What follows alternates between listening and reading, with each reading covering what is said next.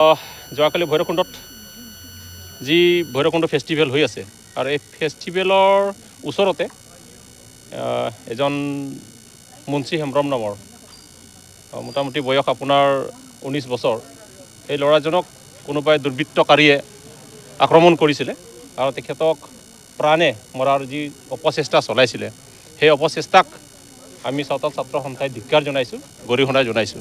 আৰু সেই সন্দৰ্ভত আজি এই ল'ৰাজনক লৈ পেলাই তেখেতৰ ৰিলেটিভসকলক লৈ পেলাই আমি থানাত তেখেতৰ মানে উচিত দুৰ্বৃত্তসকলৰ উচিত শাস্তি দাবীৰ কাৰণে আমি অচি সাহেবৰ বা থানাত আমি FIR দাখিল কৰিলোঁ। স্পষ্টভাৱে আমি BTC-বাসী আৰু অসমবাসী ৰাইজক জনাব বিচাৰিছোঁ যে সমগ্ৰ BTCৰ যি মানে বাতাবৰণ, যি পৰিৱেশ, এই পৰিৱেশ খুব বেয়া আৰু এই পৰিৱেশৰ মাজতে আজিৰ তাৰিখলৈকে যে এই অনাকাংক্ষিত ঘটনাবিলাক ঘটিবলৈ পাইছে তাৰ প্ৰতি আমি সকলোৱে সজাগ সচেতন।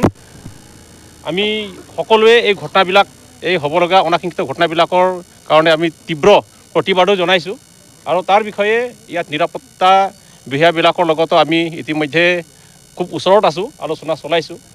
আমাৰ লগত আপচু, আমাৰ লগত বড়ো বুদ্ধিজীৱী সমাজ, সান্থালী বুদ্ধিজীৱী সমাজ, সাহিত্য সভাকে আদি কৰি আমি এই শান্তি পৰিৱেশটো বাতাবৰণটো বজাই ৰাখিবৰ কাৰণে কাম কৰিছোঁ, অনাগত কাম কৰি যাম। আমি ভাবোঁ যে কোনোবা দুষ্কৃতিকাৰী আহি পেলাই আমাৰ মাজত এনেকৈ অঘটন ঘটাই যাব আৰু তাত নিৰীহ বড়ো ৰাইজ, নিৰীহ চাওতাল ৰাইজ ইয়াত মাৰা পিটা কৰিব, গোষ্ঠীগত সংঘৰ্ষলৈ ৰূপান্তৰিত কৰিব। এনে পৰিৱেশ এতিয়াৰ তাৰিখত আজি ডিজিটেল যুগ আৰু এই ডিজিটেল যুগত সকলোৱে কম হ'লেও অন্ততঃ সকলোৰে মূৰত আজি জ্ঞান উপজিছে, সকলোৱে জ্ঞানৰ পোহৰেৰে আলোকিত হৈছে আৰু এই আলোকিত সময়ত যাতে এই বাৰ্তাবিলাক, এই খবৰবিলাক যাতে আন্তঃৰাষ্ট্ৰীয় পৰ্যায়লৈ গুচি নাযায়। আমি যোৱা দিনবোৰতো দেখিছোঁ যে আমাৰ BTC সমগ্ৰ যিবিলাক ঘটনাবিলাক ঘটিল, এই ঘটনাৰ প্ৰতি সমগ্ৰ বিশ্বই জানে। বড়োলেণ্ড ইউনিভাৰ্চিটিত ৰিকনচিলিয়েশ্যনৰ কাৰণে তাত কিছুমান ডেনমাৰ্ক ইউনিভাৰ্চিটিৰ পৰা, আপোনাৰ লণ্ডন ইউনিভাৰ্চিটিৰ পৰা, আমেৰিকাৰ পৰাও তেনেকৈ ইউনিভাৰ্চিটিৰ বিষয়ববীয়াসকলক, ইউনিভাৰ্চিটিৰ আপোনাৰ নেতৃত্ববিলাকক সেই ৰিকনচিলিয়েশ্যনৰ অনুষ্ঠানত তেখেতসকলক নিমন্ত্ৰণ জনোৱা হৈছিল আৰু তেখেতসকলে এই বিষয়ে সমগ্ৰ অৱগত। তাৰমানে আমি কি বুজিছোঁ, সমগ্ৰ বিশ্বই আমাৰ BTCখন চাই আছে আৰু এই আমাৰ BTCখনত যদি এনেকৈ শান্তি শৃংখলা আমি বজাই ৰাখিব নোৱাৰিলে তো আমি যে সমগ্ৰ বিশ্বত আমি কি প্ৰভাৱ পেলাব পাৰোঁ, কি মানে শান্তিৰ বতৰা বিলাব পাৰোঁ। আমি অলৰেডি ইয়াতে যোৱা সময়ত নলেজ ফেষ্টিভেল পাতিলোঁ, আমাৰ BTC চৰকাৰ নলেজ ফেষ্টিভেল পাতিলে।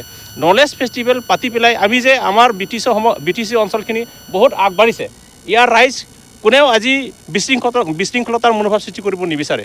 এনেকুৱা ৰাইজে যদি আজিৰ তাৰিখলৈকে এনেকৈ অনাকাংক্ষিত ঘটনাবিলাক ঘটায়, আজি বড়ো, আজি সান্থাল, কালি অনা জনগোষ্ঠী, বেলেগ বেলেগ জনগোষ্ঠীৰ মাজত যদি এনেকুৱা বিভ্ৰান্তি সৃষ্টি কৰোঁ, অনাগত দিনত আমাৰ এই BTC-বাসীক মানে বিদেশীয়ে শেষ কৰিব নালাগে, বিদেশীয়ে আমাক নিৰ্মূল কৰিব নালাগে।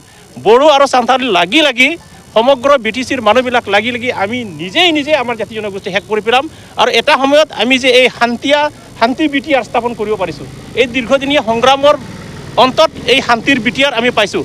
এই শান্তিৰ BTRখন হেৰাই পেলাম সম্পূৰ্ণৰূপে, এইটো স্পষ্ট কথা। সেইকাৰণে সমগ্ৰ ৰাইজক, সমগ্ৰ বুদ্ধিজীৱী মহলক নিমন্ত্ৰণ জনাইছোঁ শান্তি শৃংখলা বজাই ৰাখিবৰ কাৰণে। কোনো উৰা বাতৰিত বিশ্বাস নকৰি আমাৰ জনসমাজত যাতে বিশৃংখলতাৰ মনোভাৱ সৃষ্টি নহয় তাৰ কাৰণে সকলোৱে সজাগ হওক, সকলোৱে সচেতন হওক, তাৰ প্ৰতি মই সকলোকে নিমন্ত্ৰণ জনাইছোঁ।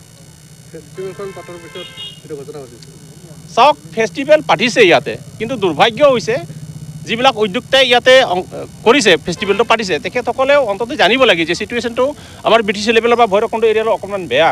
গতিকে 1 কিলোমিটাৰ ইপাৰ 1 কিলোমিটাৰ ইপাৰ এনেকৈ মানে নিৰাপত্তাৰক্ষীক তেখেতসকলে যোগান ধৰিব লাগিছিল যাতে ইয়াত বিশৃংখলাৰ সৃষ্টি নহয়।